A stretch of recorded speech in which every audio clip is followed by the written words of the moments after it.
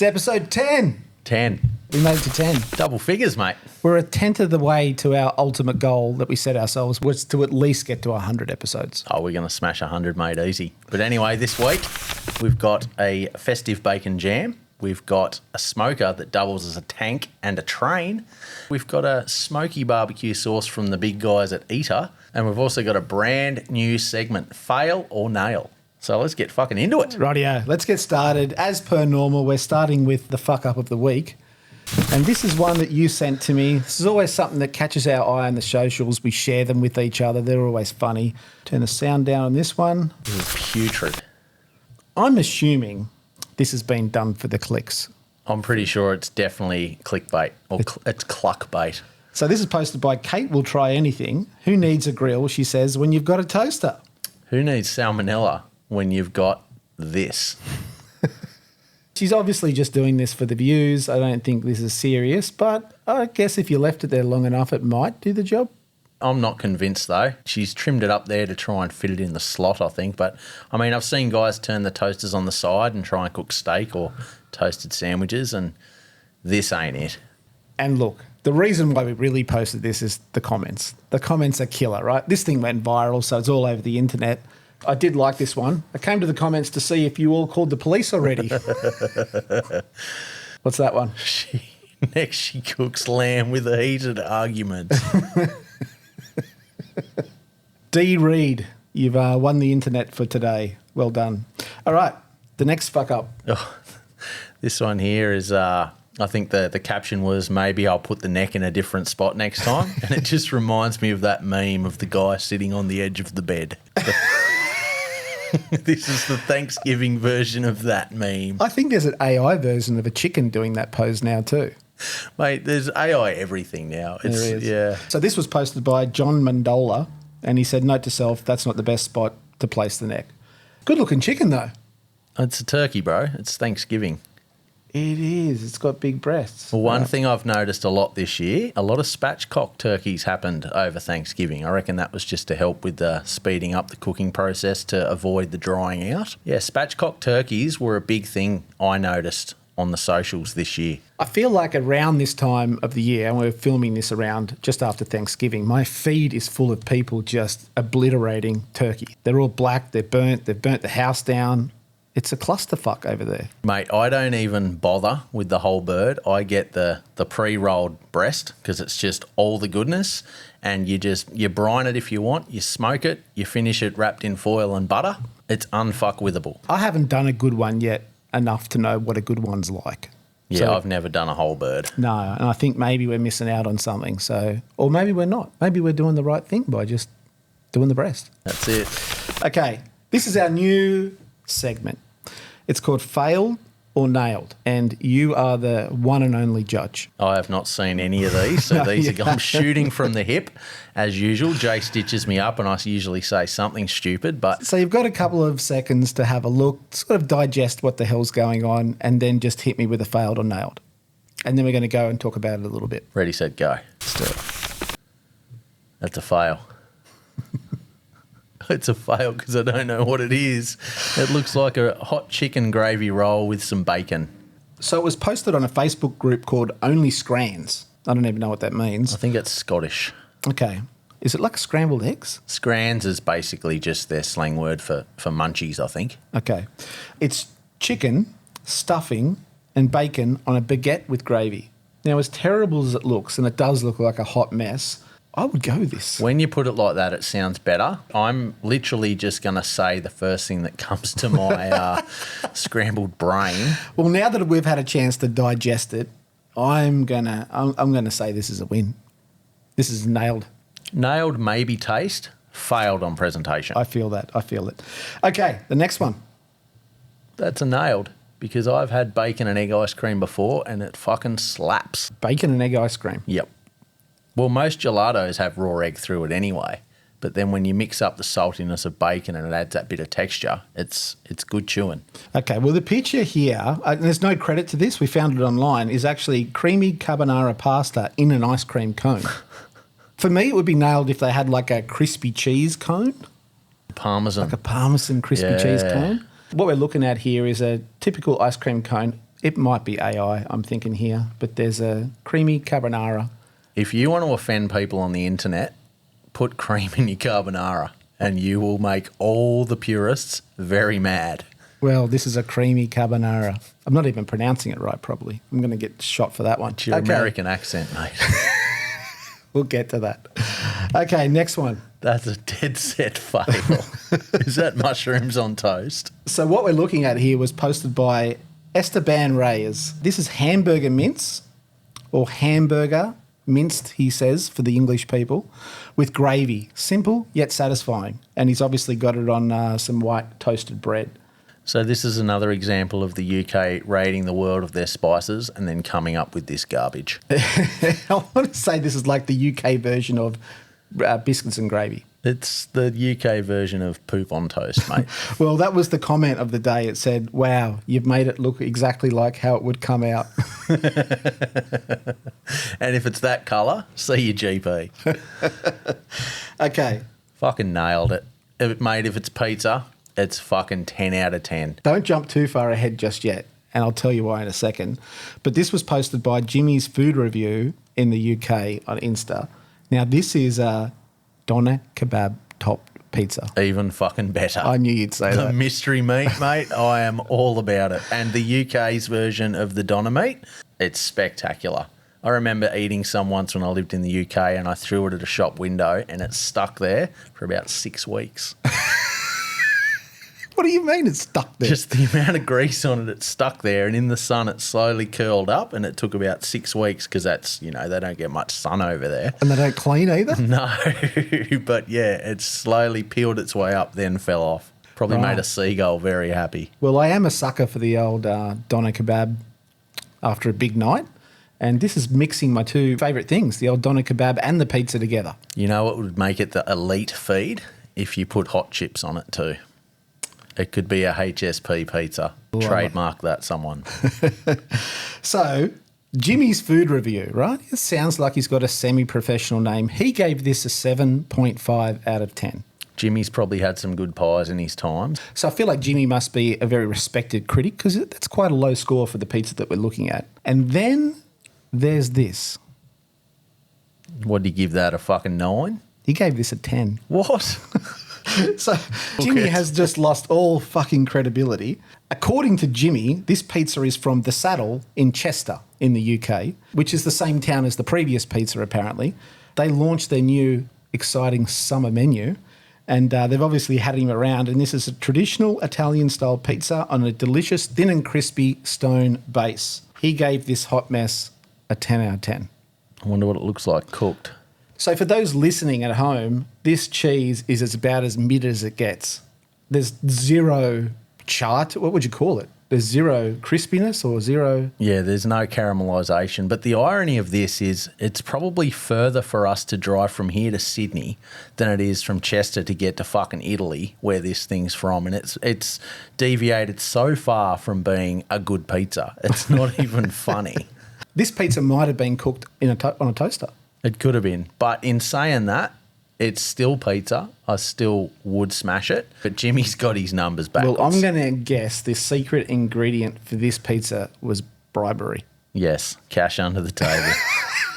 Jimmy's got bills to pay. Jimmy, can you do us a good review, mate? We're paying you for your Instagram, and this is the hot mess they served. So just to clarify, 7.5 out of 10, 10 out of 10. That's disgraceful. Well, that's still not authentic. That's too many ingredients to be an Italian pizza. Yeah, but just the look of it. God.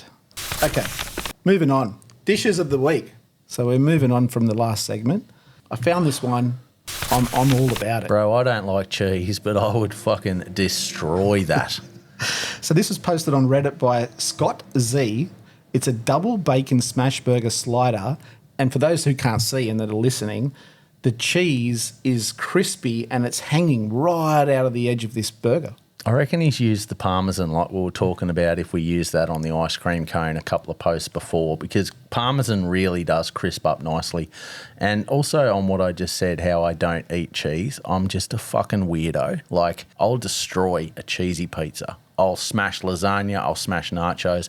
Will not eat cheese on a burger unless it's, you know, something like this. Can't eat raw cheese. I'm just an absolute cheese weirdo. Okay. I didn't know that about you. Bro, it's the one thing that I still haven't mastered in my adult life is how to tolerate cheese. It's weird. It's super weird because when I make my nachos on that, it's extra cheesy. So let me get this right. Pizza, tick. Nachos, tick. Lasagna, tick. You But- give me the raw cheese? No way. Like I'm gipping. What about melted on a burger? Sometimes. All right. I can't have Macca's burgers, like with that dirty plastic cheese. Like that just repulses me. Sometimes the wrong type of cheese melted on a burger. It's all in my brain. Okay. Well, look, there's But no would real... bang, would bang. Yeah, I think Yeah. I think I would bang this too. There's no other context to this. It was just a picture that I found. But I will say a drunk snack of mine, and this is pretty terrible, but an air fryer, I get the cheese, I just chuck it on top of the tray that sits in the air fryer, and then I boop, boop, hit the numbers, off it goes. Now, there's a really fine line between it being sort of crispy enough where you can pick it up off the tray and just sort of eat it as a midnight snack, or it literally goes into some sort of molten lava and sticks to that tray, and there's no cleaning it. You got to soak it in hot. We've got to put it in the dishwasher. There's no cleaning it. So I have forgotten about it quite a lot. My wife often wonders why there's all this stuck cheese, but that's what it is. It's me having a late night cheesy crispy snack. You sound like the drunk Australian Homer Simpson. That's a really pathetic thing to admit. But anyway, moving on. It's all about honesty here, mate. Oh, this guy. This Okay. guy is a fucking Actually made boss. from stuffing, and I use them as bread to make the most delicious Thanksgiving leftover sandwich. Wow. I don't usually say stuff like this, but I think that's the best Thanksgiving leftover sandwich I've ever made. First, we're gonna need some stuffing. I love stuffing. Okay, we won't go through the whole video, but tell me about it. It's posted by Aaron Alterman. Yeah, so Aaron's videos, the thing I love about him is he's quick. He fits everything into about 35 to 50 seconds.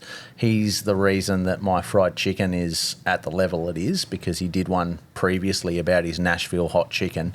But he thinks outside the box. He's basically just taken all the Thanksgiving leftovers and just recreated them into that at first I saw this and I thought it was like going to be a cookie sandwich. But he's made the biscuit outside out of stuffing. He's got the massive big chunk of camembert in there, the turkey, the cranberry sauce. And he's just sort of reimagined something that everyone is familiar with. It looks just like a smash burger too. And he's got the turkey inside it. Okay. I love food. I love It's it so so much. hard. We are waiting to do the cook of the week just so we can eat something. Okay, videos of the week. So these are some videos we saw online. They caught our eye. They're normally food related, but not always food related. Let's get on to the first one here. This is a video by Grocery Getting Girl, and she titled it Peak Adulthood. So what she's got here is a chopping board, and she's making her own... Charcuterie. I'm glad you said it, not me. It's definitely wrong though. Well, look, it's a long word, and pronunciation is not my forte. She's got the cheese, the salami. I think it's the board Nuts. that is the saving grace here, because if that board wasn't there, the Cryovac machine would just crush everything. I mean, just ask Chop when he tried to pioneer the Cryovac cheeseburger. That didn't really work too well. So explain that. So during COVID, everyone was trying to do heat-at-home meals. Chop decided that, fuck, let's do burgers, but let's do them heat in the bag. So Cryovac a burger beyond recognition, hoping that it'd self-inflate when But it never self-inflated. No, it kind of looked... It could have made some of the previous episodes. We'll try and bring it up on Failed or Nailed. I like it. Well, apparently a few of the comments did say that they've tried this at home and it just squishes all the ingredients. But it does keep it fresh in the fridge for about a week, which Yeah. is handy if you want to pre-do them and put them away. You reckon you could do a barbecue platter like this? I'm not sure. All the platter experts out there should give it a try, but how would you go reheating it? You just stick You could the put it in a hot bath with yourself. the whole thing just in the bath, like that guy that cooks in the hotel rooms. But theoretically, yes, you could reheat it. You could have put it back in the oven. It'd last much longer in the fridge if you did Cryovac it. How cool would it be if you had the boys around and you did your whole barbecue platter up earlier in the week, Cryovac'd it, put it in the fridge, pulled it out, sous vide it back to goodness, put it in the oven, boom. It'd Good be a to go. small platter, mate, for me and my mates, because there's not many of them around. Oh, that sounds very sad. Sorry. All right, on to the next one. This is by a butcher called Cortez Especialis Oliveira. And I don't know where he's from, but obviously they speak Portuguese. And he says this is a Denver steak. So let's watch the video.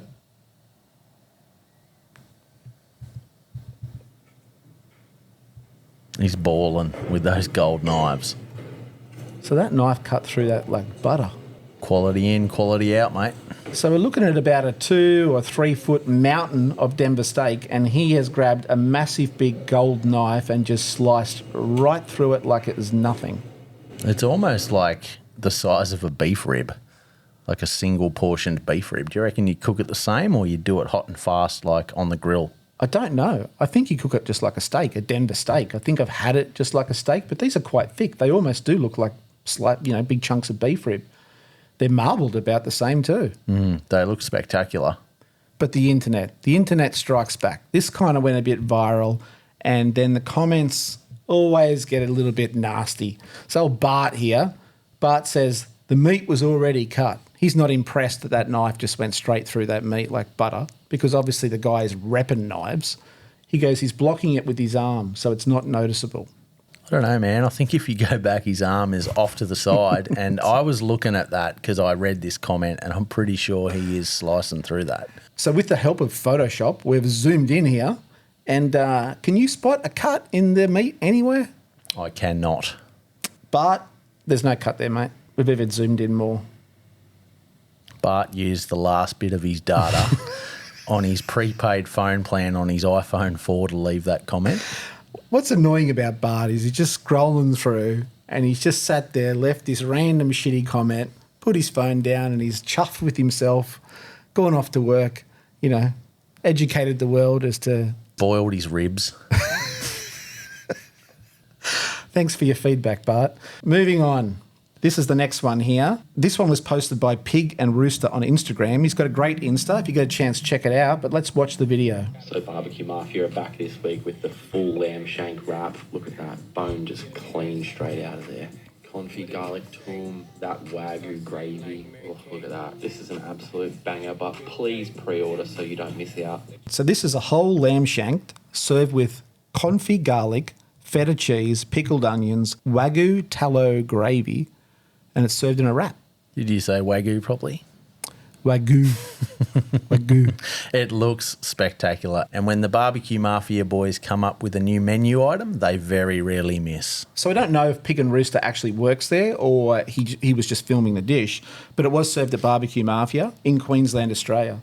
And I think that's just a sensational combination of flavours. I know lamb isn't big in America, but it's bloody big in the UK, and it's really, really big in Australia and New Zealand. Yeah, and lamb shanks have fallen off the radar a little bit and have become affordable again. But obviously someone might see this video and say, hey, let's go and buy fucking heaps of lamb shanks, and they'll be, $8 each again. That confit garlic kind of intrigues me a bit. Have you ever done confit garlic? I've had it when I used to work in kitchens and that sort of thing. It's good if you're got a night off from the missus, because you're going to sweat that out, mate. It's worth it, but not if you're the third party. That's when you burp and you disgust yourself. It's more than just a burp. It comes out of your pores. All right. Delicious, though. Okay. We had a viral video recently. We did.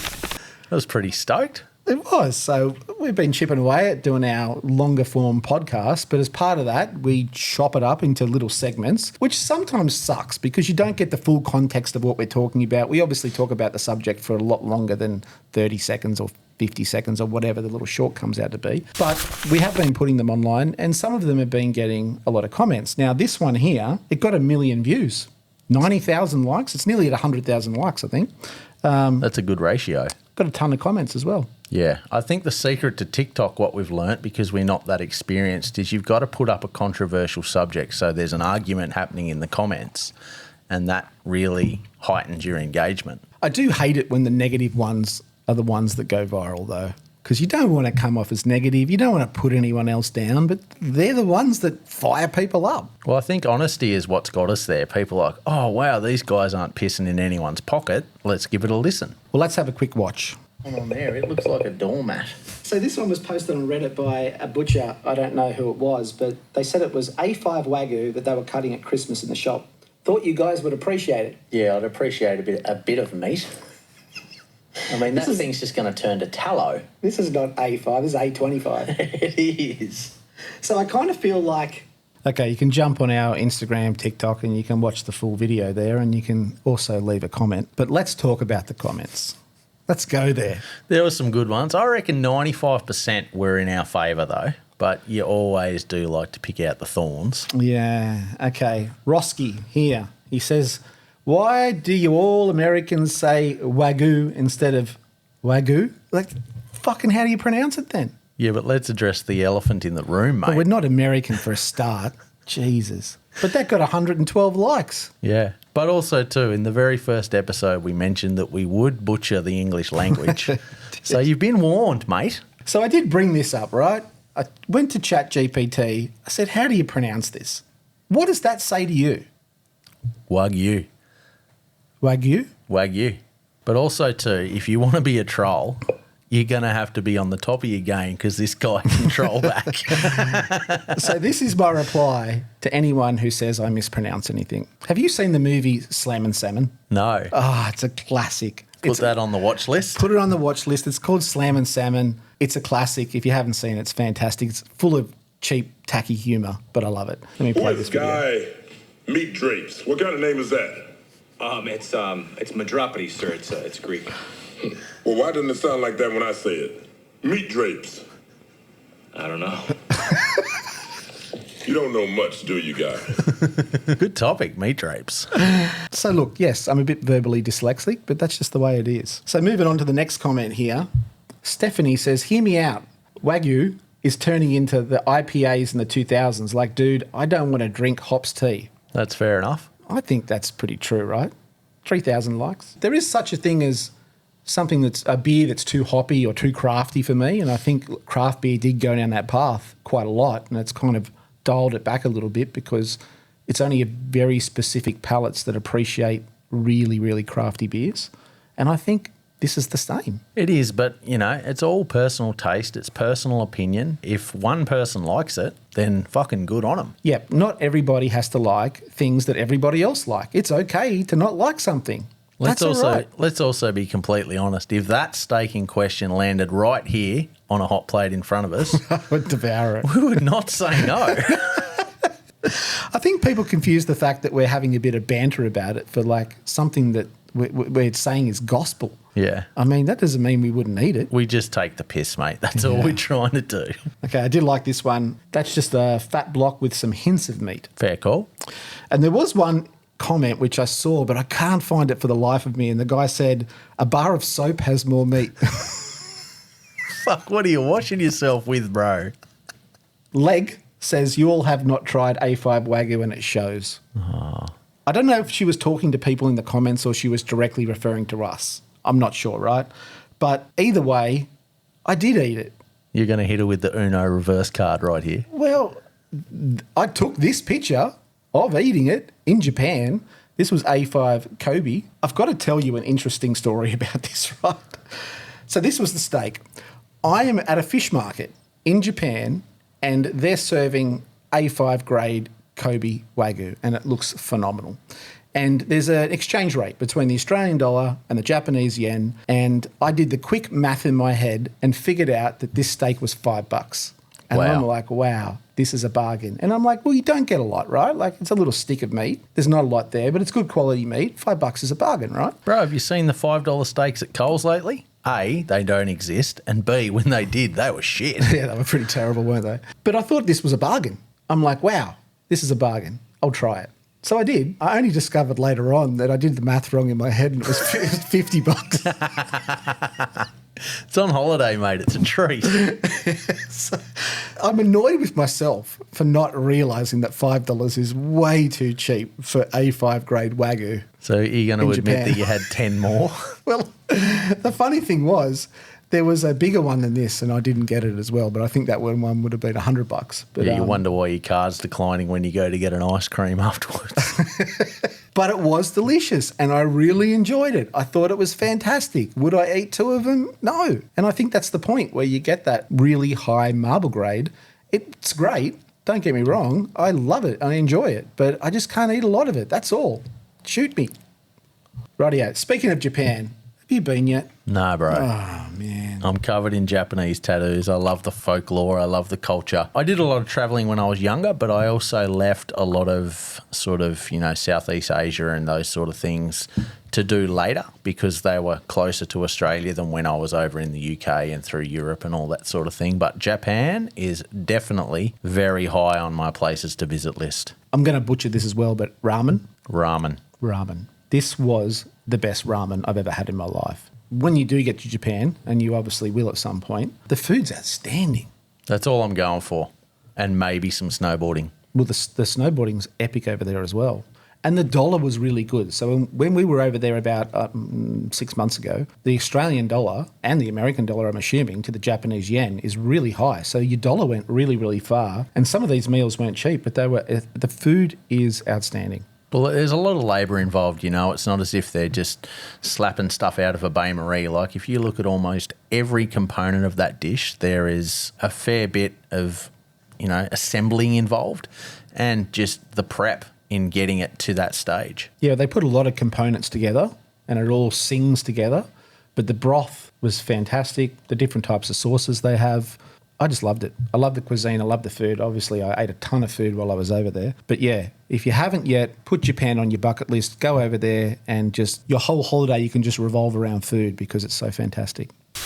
Okay, talking points. We're going to have a bit of banter about this one. Here we go. This is one that riles people up a lot. Why do you Australians do everything in Fahrenheit? Because Fahrenheit sounds cooler.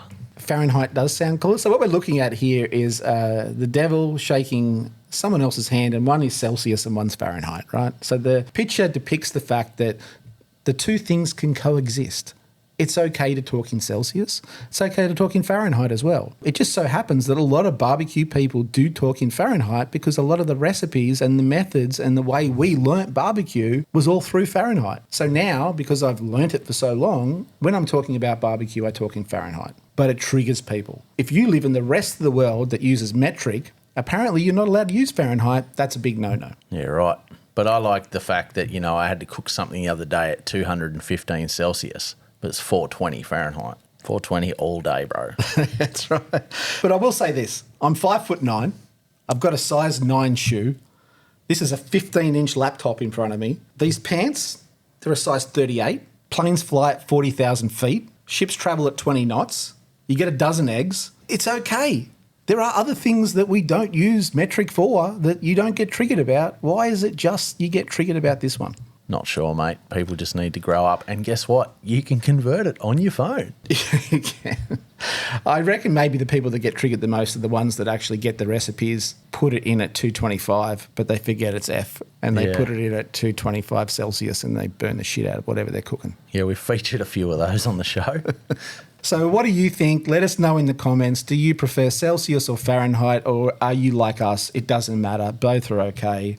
And we're also going to turn this into some merch. Yeah, this would be cool, wouldn't it? Yeah, this is going to be our first Under Seasoned T-shirt. Maybe you could get like red ones done and black ones done or white ones done, and then that's how you know what side you're on. Yeah, you can pick your team. Team Celsius, Team Fahrenheit. And when you walk past people that say meat stock, you can, if they're on the wrong side of the fence, so to speak. And then we can play British Bulldog. What's that? Just where you, like Bull Rush, where you just have the red team on one side, the black team on the other, and you just case it towards each other. And then we can determine which unit of measurement is superior. I like it. It'll be the ultimate. But, it might change each year too. We could always just hug it out and be like, you know what? It doesn't fucking matter. It doesn't matter. Okay. We've got some new products. Some new barbecue-related products, but they can be any products. Doesn't have to be barbecue-related. Let's get on to the first one, the 4 Saucemen. You know this guy as well? Yeah, Adam's a great bloke, and he comes out with some amazing concoctions. He's not trying to reinvent the wheel. He takes simple flavours, recognisable things, and just gives them a twist. A lot of his stuff that he brings out, it's just like, oh, that's such a good idea. I could have thought of that, but I didn't. Yeah. Well, he's just doing things that are kind of related to barbecue. If you're into food, you would love this stuff in general. You don't even have to be into barbecue. But, he's got a really nice Christmas sugar, vanilla sugar and Christmas spice. I mean, that'd go great on desserts. And he's got it smoked peppercorns. Have you ever had smoked peppercorns? No, I haven't. Small batch. How do you say that word? Did you notice that I intentionally didn't even try to pronounce it? Pahudakawa. And what is that? That would be a native New Zealand pepperberry. Okay. I'm guessing. You seem to know a whole lot more than I do, but I just like the fact they're thinking out of the box. They're doing things that are a bit different, and they're doing small batch little products. And if you're a foodie or you're into barbecue, it's something you can get behind and fill your shelves with people who are on a smaller scale are doing really cool things instead of big multinationals. Well, that's it. And Adam's a man in the field too. You know, he does a few comps every now and then. He jumps in and helps teams. So he's in the game of knowing what the comp guys want, but he's also, I think he's got a bit of a culinary background and does a lot of home cooking, so he knows what chefs and home cooks want as well. So you can miss each market if you're not careful. You know, if you go for just a competition-specific sauce, that's not going to appeal to everyone. But if you can sort of just come up with something recognisable, different and awesome, you're going to kick goals every time. Yeah. And he's doing really well, and he's pushing the boundaries of these products, and he's pushing them into more foodie-related elements instead of just barbecue. And like you say, he's broadening his horizons, right? He is, but he's also staying in his lane, you know. He just wants to do what he wants to do and just showcase it to the world. Okay, ETA BBQ SAUCE. This has to be one of the most iconic bottles. It's an iconic bottle, and I feel like it was a worldwide product, but apparently no. Apparently this is a specifically Australian thing. ETA. Yeah. So it's an original barbecue sauce. So obviously Heinz had the tomato sauce, and then out came the barbecue sauce, but I'm not sure where ETA fits into the picture. But if you're an Australian, you've had this sauce before. Yeah. When I was a kid growing up in a very white area, this was the spicy sauce. So the reason why we're posting it is that they've got a new flavour out, and it's the smoky barbecue sauce. Amazing. Now, I'm guessing the key ingredient of the smoky barbecue sauce is it's probably exactly the same as the original barbecue sauce, but with the addition of liquid smoke. You would assume so, yes. I did like one of the comments. D. Hall Eucatus, that's how I'm pronouncing his name. He says, I mix it with raw egg and grey water, whisk it up, slam it down. It's good for health and also helps me recycle my laundry water during drought. We as Australians can appreciate the piss being taken here. So I think that's D. Hall's way of saying that he doesn't like it. It's probably going to come in at around the $4 or $5, so it's not going to be... I rate it. Have you tried it? You haven't tried original barbecue ETA sauce? I haven't tried the smoky one. Oh, yeah. Everyone's tried the ETA original. It's all right. Yeah. It's probably not what they're going for, but I'm pretty sure that everyone in Australian barbecue back in the 80s and 90s has probably seen one of these barbecue sauce bottles as a recycled ashtray. So I hope that's not the flavour profile that's the same in the smoky. I want to say I can imagine the board meeting, product development team at some point that went, oh, this barbecue thing's really taken off. Maybe we should do it like a smoky version. Yeah. And it's taken them 10 years. It has. I mean, you could probably use it as a base for a good sauce if you really wanted to play with it, Put that in, add some honey, add some spice. But, yeah, have a crack, let us know. But the more people with eyes on barbecue, the better. Yeah, and good on them because it's an Australian brand and you want to support your locals and they're local to Australia, so good on them. Okay, street barbecue. This is a good mate of ours, Matty Wilkinson. Yeah, he's a legend. He's probably the funniest Yorkshireman in barbecue. And he's got a new range of products out. Now, these have been out for a little while, but he's rebranded them, I think. I really like these because they're not your traditional barbecue flavours. No, they're good. He's a brilliant, well-renowned chef. So he's got a very strong culinary background. He's flavour matchings and things like that. It's good to see he's mucking around with some cool ideas, and he's a very happy man when the English are doing good in sport because he's one of them guys that lives in Australia where everything is better in the UK except actually living there. Yeah, so Matty is a very accomplished chef. He's been a hatted chef in the past in his career, and he's very well renowned, and he's created a range of barbecue rubs. Now, they're a bit different. They're not really the traditional barbecue rubs that we sort of all know. He's gone and kind of, created flavours from around the world and put them in a rub. So normally with meat, if you're trying to create these sorts of flavours, you'd probably do a marinade, right?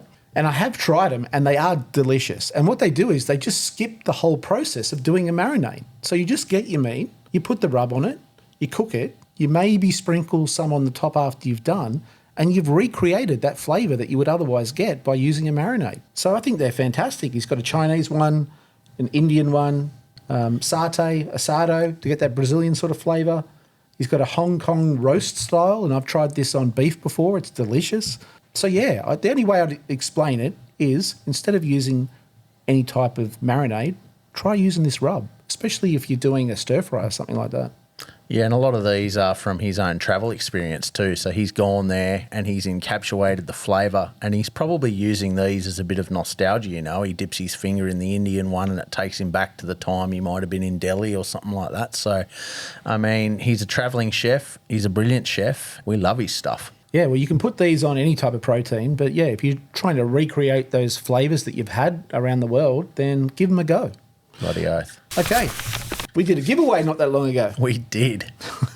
An atomic chicken giveaway. Yeah, atomic chicken, good stuff. Whole big box of goodies, and we fumbled around with trying to pick a winner. We did it properly. I personally downloaded a proper app that does a raffle for you. So to win, what did you have to do? So you had to like and follow us and Atomic Chicken and leave a comment on our post. And that's it. You got a big box of atomic chicken stuff. A big box, yeah. I got a bit nervous when I went through the process and noticed that Atomic Chicken was in the draw, so that could have been awkward if they won their own box of goodies. But Big Tyson, you are our first winner. Congratulations, Big Tice. There's a big box of goodies on the way. You. Okay, custom rigs. We did this last episode, maybe the episode before. The way I'm using custom rigs instead of smokers is probably if it's got wheels, I'm calling it a rig. Right? So if it's a barbecue with wheels, it just fits into this category, makes it easy for ourselves, right? This is a barbecue that was built by a guy called Wayne Dill from New Zealand, who's pretty handy. Very handy. He's also very crazy. He's very crazy, and he's a very accomplished barbecuer as well. So he said that this dream started for him back in 2017, and he said people were making barbecues out of big propane tanks. And he thought to himself, well, why don't I just make a tank, like a real tank, like one with a turret and bloody tracks? And he fabricates all this himself too. So it's pretty wild. He's built this thing, and as much as it looks great, it's also functional. He uses this thing to cook. Yeah, this is his comp rig. He took one of them over to the States last year, got it shipped over, and I think he cooked at the Royal with it. Yes. So he said it took him 350 hours to build. It's 1.5 tonnes. It has a heat exchanger on it to cool the beer keg that sits on the front of it. It's travelled all the way across New Zealand. He then shipped it to America. He went to the American Royal, the Jack Daniel's Invitational, and Memphis in May. And he spent 3 months in America and cooked thousands of racks of ribs on this as he travelled around. Yeah, he's an absolute unit and does not do things by half. I speak to Wayne quite regularly, and he is an all-round GC. So when you've itched the scratch to build yourself your own tank and you've travelled the world towing this thing and smoking barbecue for everyone along the way, what's next? What do you do next? You make a barbecue helicopter to get you from A to B. No, you make a train. Come on. Close. I love it. A helicopter. Wayne, are you listening? Bro, a helicopter. Or a big Zeppelin, a big blimp. A blimp. So this is a train. This is another thing that he built. Apparently, this is a vacuum tank that he's built this out of. It's from 8mm steel. It cooks 36 racks of ribs. It weighs a ton. Took him 200 hours to complete the train from start to finish. Once you have a tank, apparently you need a train too. It's a really good beginner's pit because you can train on it. He said it all came about because him and a mate were talking one day, wouldn't it be cool to have a train smoker that looked like Thomas the Tank Engine? And that's all he needed. That casual conversation he had with his mate was all he needed for him to get in the workshop on Monday and start building this thing. Doesn't look like Thomas the Tank Engine, but it is cool. It is very cool. And Wayne actually comes up with all sorts of barbecue gadgets, not just big smokers. So if you've got a kettle or anything like that, he makes all these little custom cooking devices in his own workshop. You know, he makes the little vortexes, he does the diffuser plates, the offset plates, that sort of thing. So he does a lot of aftermarket barbecue products for existing barbecues out there. So if you can't afford a whole train, hit Wayne up though. He's got some crazy ideas. Yeah, I think his company's called Barbecue War. Yes. So if you Google him, you might be able to find his products. But we are going to feature a lot of his products in upcoming episodes because he makes some cool things. He does. He's a pretty handy guy. So Wayne, well done on your two big, amazing pits. And the detail that he's put into this train is crazy. Yeah. Okay. Epic Backyards. We love this segment. We do. It's where we get to live vicariously through other people who have their shit together. Does that make sense? It does make perfect sense. Okay, this was posted online by BJ Keys. He says, "This is my happy place." He looks pretty happy. So for those that can't see, he's sitting in his backyard. He's got a little patio. He's got a smoker. He's got a pellet smoker, a grill. He's got kettle. a lazy Susan so that he can move his drink around, and when he needs to butt out, he can just doesn't have to have the ashtray under his nose. No, he's smoking a pretty good-looking cigar there. He's watching what looks to be Limp Bizkit on TV. Limp Bizkit.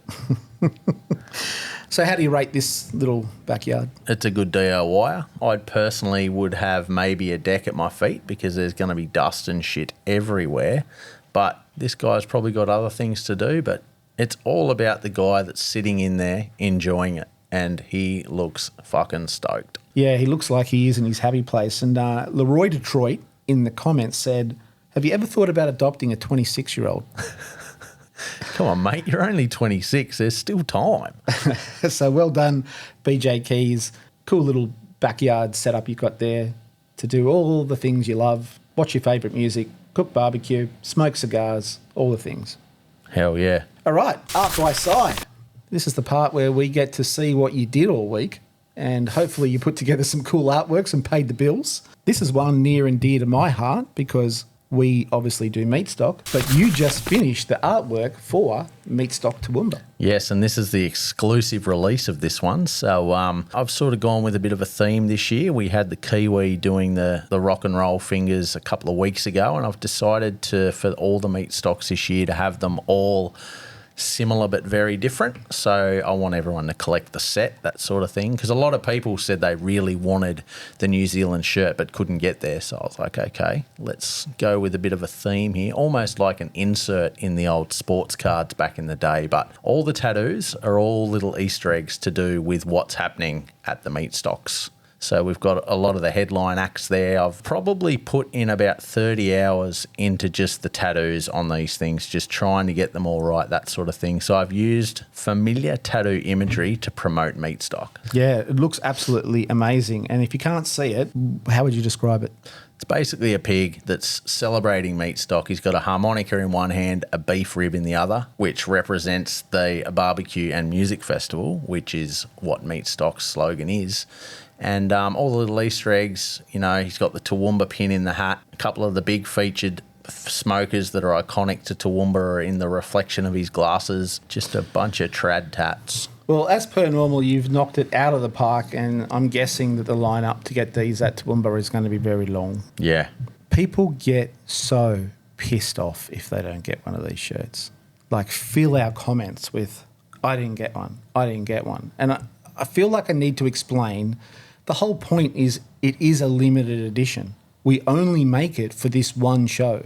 So we don't make it again. We don't on-sell it again. If you want to get one of these shirts, you have to come to Meat Stock, and I recommend the first thing you do is you line up to get one if you want to get one. I'd love to say that it's not limited edition and we keep printing these things, but I think that's what makes it special. You are spending an obscene amount of time to come up with a really unique artwork that's only available for 2 days at Meat Stock, and if you're really into it and you want it, then just line up first. But if you come 3 hours later, 4 hours later, it might be gone. Yeah, and the thing is too, these are very festival specific, so this design only relates to the Toowoomba Festival happening next year. If we don't sell them, we get stuck with them and then we can't move them. So that's why we keep them limited, but it also makes them more of a collector's item too. Yeah, I think the fact that you put so much effort into making them unique specifically for that event is what makes it special. And we could come up with a generic one that we sell at all the events, and we do. We have merchandise like that. But this is a limited edition. Not yet, we don't. Well, you've still got to draw it. Okay, featured tattoos. Now, you're a tattoo artist as well. Used to be. Don't hit me in the DMs. I'm not doing a tatty. Okay. But you did send me this one. Yeah, let's play a game. Is it sausages or poorly tattooed fingers? What's your take on finger tattoos? Obviously, you've got some, but a lot of people don't do them. I think that some people that say they don't do them, that's just them being a little bit obnoxious. Finger tattoos are well and good as long as you stay in the parameters of what's going to work and what's not going to. But at the end of the day, if the customer comes in and they want something, then if you can explain to them what will and what won't happen, I mean, it's still their choice. If they want them done, they're going to get them done. Yeah. And sometimes they learn the hard way that, oh, shit, that wasn't really that good of an idea. So the general rule when tattooing fingers is it's either going to blow out or it's going to fall out. So the blowout means that the line goes a little bit fuzzy over time and that sort of thing, just because of the nature of the skin on the fingers. But if someone wants it, it's not up to you to say that they can't have it. Yeah, and so to clarify, what we're looking at here is a mixture of people who have some line drawings, Aztec-looking things potentially on their fingers, and the pictures are next to grilled sausages. Yes. And it's very hard to tell the difference. They are very similar. You've really got to look at it closely to go, oh, that's actually some fingers and that's some sausages. Yeah. All right, our featured artist. This is where you get to have a bit of a chat about someone that caught our eye. This guy's called Bond True Love. And this is the video. We're going to play it here and you can talk us through what's going on. Yeah, so I've seen a fair few videos like this around where guys just come up with these crazy devices. And at first when I saw it, I was like, oh, fuck, I've seen this before. But then when I saw him in action, I haven't seen it done to this degree of awesomeness. So yeah, this guy, he's obviously a very good artist in the fact that he can take something that looks like a bong and get beautifully tight lines and beautiful typography. But yeah, he's not letting his available resources inhibit of what he can make happen and make it look fucking cool. But yeah, he's probably the graffiti version of a mad scientist. Pushing the boundaries. And so he's got his own book out, which is super impressive to me. And in the book, he basically has QR codes. So you can see the picture of the artwork that he has in the book, but you put your phone over the QR code and it will link back to the video, which is a time lapse of him doing the exact artwork that's in the book. So I thought that was pretty cool. That is very cool. That's adding a bit of a modern twist on something back in the print media. Yeah, it sort of brings the book to life a little bit where you can kind of flick through it and you don't just get to see the final product, you get to see all the work that went into it. Yeah, you get to see the process too. The part that does blow my mind is how he creates depth. That's huge too. I feel like he's morphing graphic design elements into typography, into graffiti work. And he's blended all that together. Because a lot of this stuff does have graphic design elements to it as well. It definitely does. And the real tricky part about these sort of things is you might be able to make it look really cool on a screen and really cool on a piece of paper, but then going out and applying that to something that's 3 stories high, it's fucking tricky, man. Okay, on the menu, we've got to that part of the show. Now, you've cooked something for us today. Bro, my stomach's rumbling. I'm so hungry. We've talked about so much food. I'm starving. Bacon jam. Fireball spiced bacon jam. This was sent to us by a friend of the show, Paul Callum. He DM'd me and said, hey, mate, try this. And I was gifted some Fireball because I do a heap of work for them. And I was like, wow, perfect timing. Let's send it. So let's go through the ingredients. So the ingredients, there's about 1 kilo of finely diced bacon there, a whole brown onion. We've got some maple syrup, some brown sugar, some apple cider vinegar, and of course, Fireball cinnamon whiskey. And I'm going to watch some videos here and you're going to talk us through the process. Cool. So the start, you just want to sort of render your bacon down a little bit. Now, you don't want to overcook your bacon. You don't want it to go crispy because that's going to affect the texture of the finished product. So what we're doing here, we're just basically getting it to a point where the fat is starting to release, which we're then going to caramelize our onions in. So I got rid of all the bacon. It's still not cooked all the way through. So now we're just going to brown our onion in that bacon grease. And while that's sort of happening, then we're going to start chucking everything else in. There's no real particular order once you get to this stage. So I've gone... So where did all this... What have you put in there? That was the apple cider vinegar. Okay. That's gone in there. And then we're chucking in the Fireball. Mind you, after I tasted it about 20 minutes in, I did add more Fireball because I wanted more of that cinnamon flavour. There's a whole cup of maple syrup there. And then we've got some brown sugar, half a cup of brown sugar. Now, a lot of these ingredients too are going to be relevant to the size of the batch you make. You can add or take more bacon out, but these were the measurements that Paul sent me, and it was a real treat to cook. I cooked it outside in a beautiful big Maddie Matheson cast iron pan. Just watching it render down, it did take a while. It probably took about 40 minutes to an hour because I just did it slow. I didn't want it to creep away from me.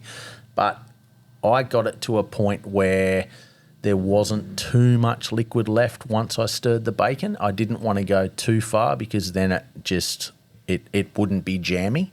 Well, I think you've nailed the jamminess. Like, that video looks stunning, and you're going to serve it to us today. Yeah, so we're just going to have it on some smoked crumpets. Crumpets. What else could you have it on? You could have it on anything. I mean, a lot of guys put it on their burgers. I reckon you could also fold it through like some whipped cream and smash it through a brandy snap, something like that. Yeah, but make some. Let us know what you guys are putting it through. And you don't have to use Fireball. You could use any type of whiskey. You could even use it. You could use a can of Dr. Pepper, something like that, something with a unique flavour. Any flavour you think might work with bacon, fucking have a crack. Okay, let's try it. Cheers, bro. You're going to burn ourselves here, or is it good? No, it's good, man.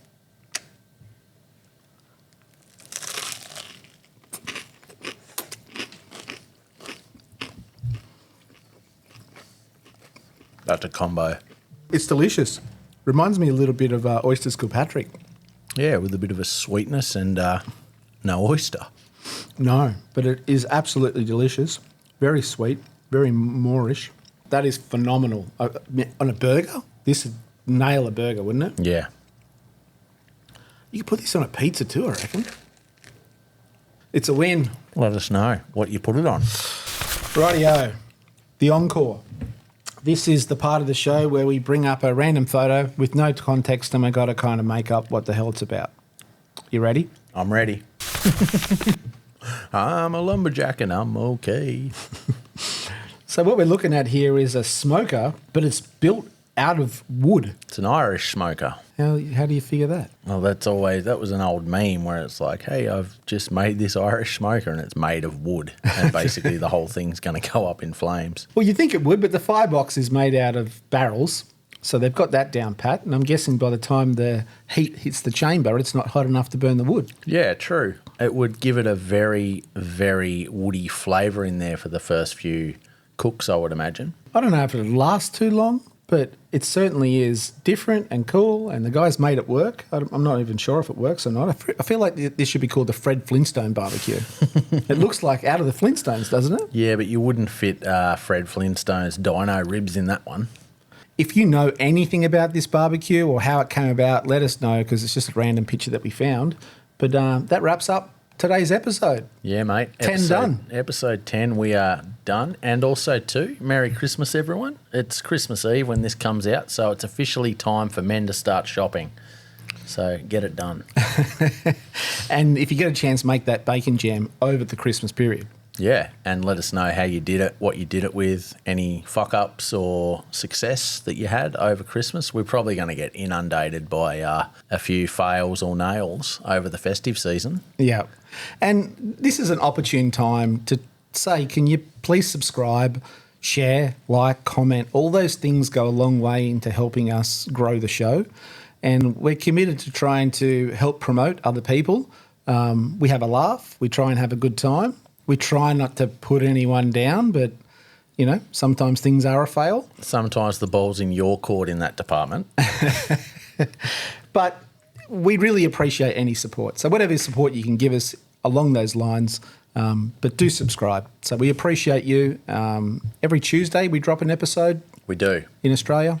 We've got a few bonus bites coming up soon, though. Yeah, and hit us up in the DMs, whether it's on Instagram or YouTube, Facebook. We try and be everywhere and we check all the messages. So if you've got something you want to see on the show, you've got some photos, you've got some comments, you've got something you want to cook, you've got something you want to send us, just reach out and we'll flick you an address and you can flick us some stuff. Yeah, we got some cool stuff coming up in that department too. So stay tuned and see you next Tuesday. Yeah, and I'm going to finish this bacon jam. Woo!